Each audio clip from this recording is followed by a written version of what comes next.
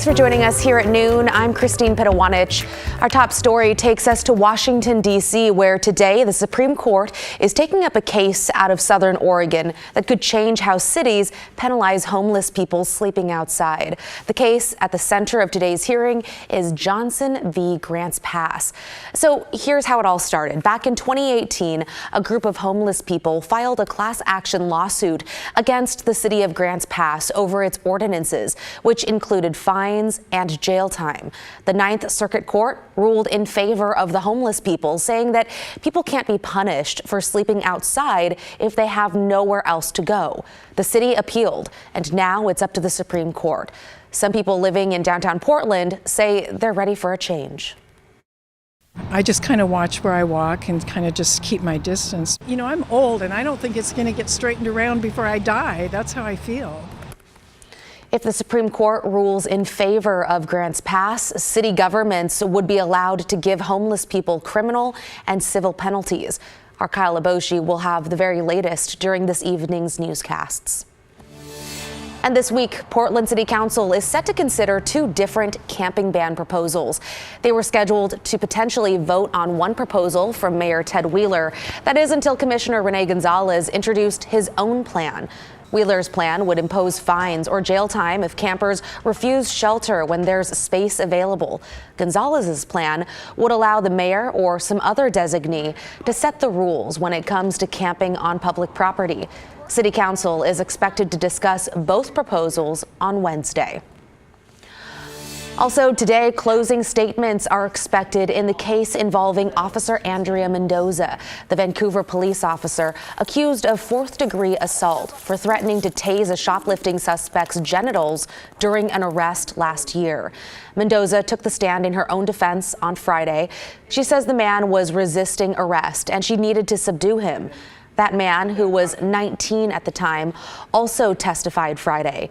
He said he stole some candy bars from Walmart, and that's what triggered a 911 call and his eventual fight with Officer Mendoza. Prosecutors argue Mendoza used too much force. Investigators have released body cam video showing what led up to a deadly shooting earlier this month involving Clark County Sheriff's deputies and a carjacking suspect. KGW's Alma McCarty gives us a closer look. But first, a warning. Some people may find the video difficult to watch.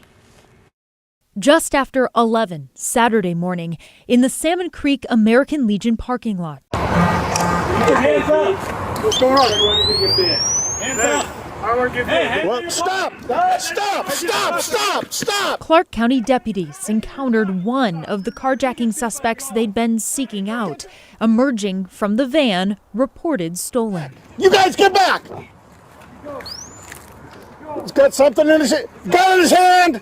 While inside, a much quieter scene was playing out. We had about 50 customers playing bingo that morning. Manager Steve Dykstra was calling the game. We've been in playing bingo this will be our 51st year, and we've never had anything like this happen before. Back to the body cam video, which shows the suspect backing away and entering the building. The deputies and a canine follow through a back door. Here! Wasn't sure exactly what was going on.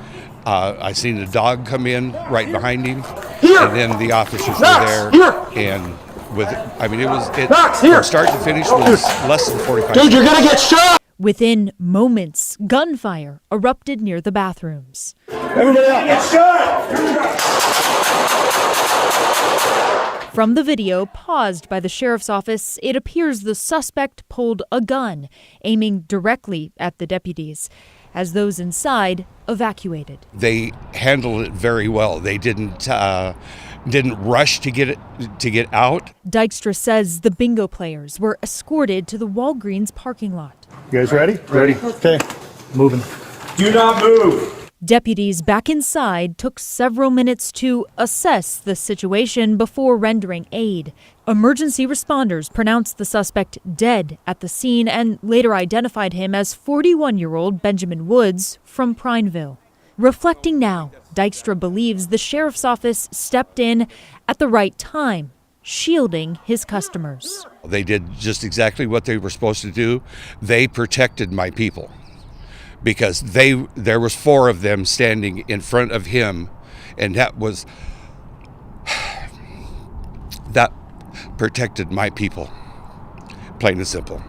Alma McCarty, KGW News.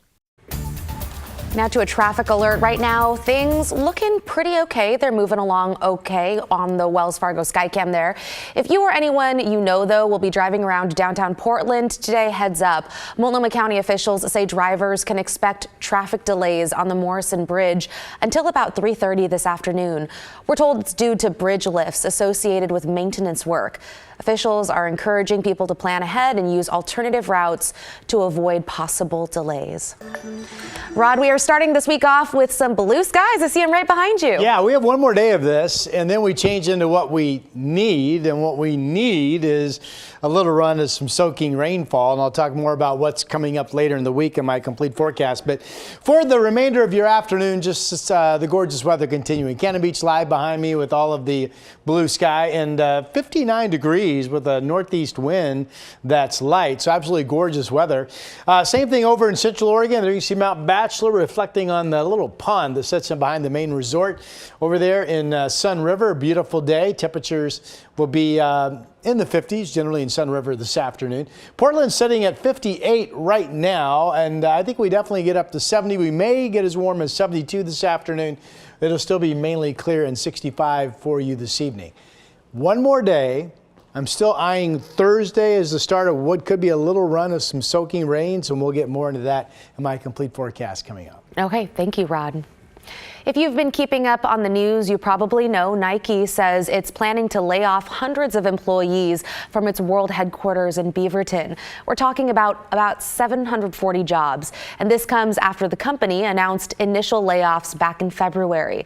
Catherine Cook has the details. Footwear and apparel giant Nike notified state officials of impending layoffs at its global headquarters in Beaverton. By June 28th, Nike says 740 of its employees there will be let go. The local layoffs represent a portion of a larger 2% layoff of Nike's global workforce. It's a move they announced back in February, attributing it to restructuring. At the time, Nike president and CEO John Donahoe said layoffs would start immediately with another phase to come, impacting around 1,600 jobs.